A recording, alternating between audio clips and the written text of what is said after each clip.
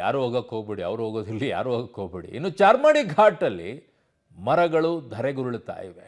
ಕಾರಣ ಅಲ್ಲೇನಾದರೂ ಕಾಮಗಾರಿ ಮಾಡಿದಾರ, ಹಾಗೆ ನಿಲ್ಲಿಸಿದ್ರ ಮರಗಳನ್ನು ಅಲ್ಲಿ, ಯಾಕಂದ್ರೆ ಮಣ್ಣು ತೆಗೆದ ತಕ್ಷಣ ಹಾಗೆ ನಿಂತ್ಬಿಟ್ಟಿರ್ತಾರೆ, ಅದು ಬಿಟ್ಬಿಟ್ಟಿರ್ತಾರೆ. ಈಗ ಚಾರ್ಮಾಡಿ ಘಾಟ್ನಲ್ಲಿ ಸಂಚಾರ ಸಂಪೂರ್ಣ ಬಂದಾಗಿ ಹೋಗಿದೆ. ಚಿಕ್ಕಮಗಳೂರು ಮಂಗಳೂರು ಮಾರ್ಗ ಸಂಪೂರ್ಣ ಬಂದಾಗಿದೆ.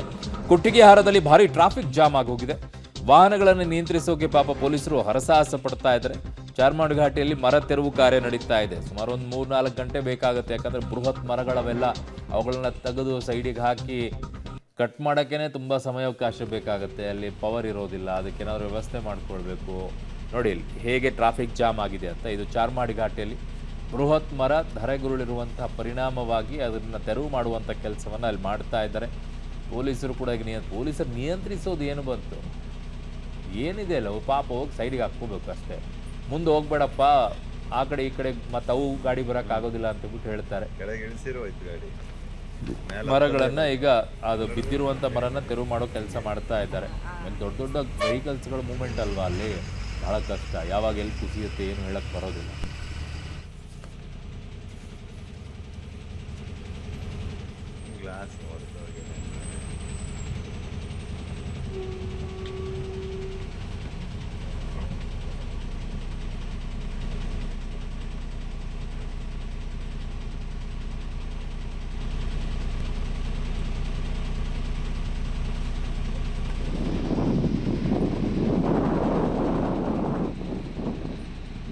ನನ್ನ ಸಹೋದ್ಯೋಗಿ ಈಗ ನಾರಾಯಣಗೌಡರು ನನಗೆ ಸಂಪರ್ಕಕ್ಕೆ ಸಿಗ್ತಾ ಇದ್ದಾರೆ. ನಾರಾಯಣಗೌಡ, ಈಗ ಯಾವ ಪರಿಸ್ಥಿತಿ ನಿರ್ಮಾಣವಾಗ್ತಾ ಇದೆ ಅಂತ ಚಾರ್ಮಾಡಿ ಘಾಟಲ್ಲಿ? ಯಾಕಂದ್ರೆ ಪದೇ ಪದೇ ಭೂಕುಸಿತದ ವರದಿಗಳು ಕೂಡ ಬರ್ತಾ ಇದೆ, ಮರಗಳು ಬೀಳ್ತಾ ಇವೆ ಅಂತಿದ್ದಾರೆ. ಯಾಕೆ ಈ ಪರಿಸ್ಥಿತಿ ನಿರ್ಮಾಣ ಆಗ್ತಾ ಇದೆ, ಮರಗಳು ಬೀಳುವಂತ ಪರಿಸ್ಥಿತಿಗೆ?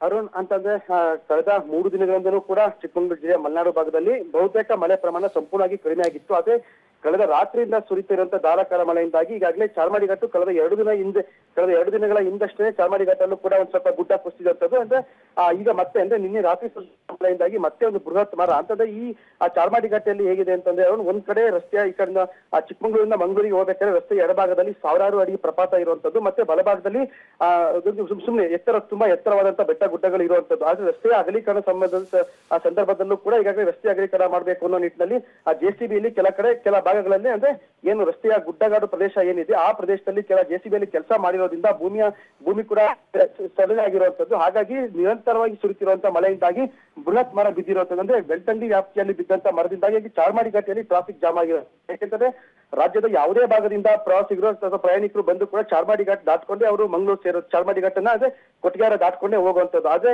ಬೃಹತ್ ಮರ ರಸ್ತೆಗೆ ಉಳಿರುವಂತಹ ಕಾರಣದಿಂದಾಗಿ ಚಾರ್ಮಾಡಿ ಘಾಟಿಯಲ್ಲಿ 100 ವಾಹನಗಳು ಜಮಾಯಿಸಿರುವಂತದ್ದು.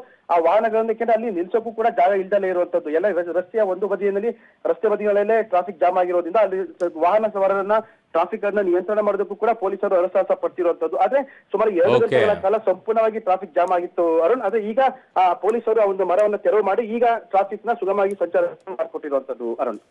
ಓಕೆ ನಾರಾಯಣಗೌಡ, ನಿಮ್ಮೆಲ್ಲ ಮಾಹಿತಿಗೆ ಧನ್ಯವಾದಗಳು.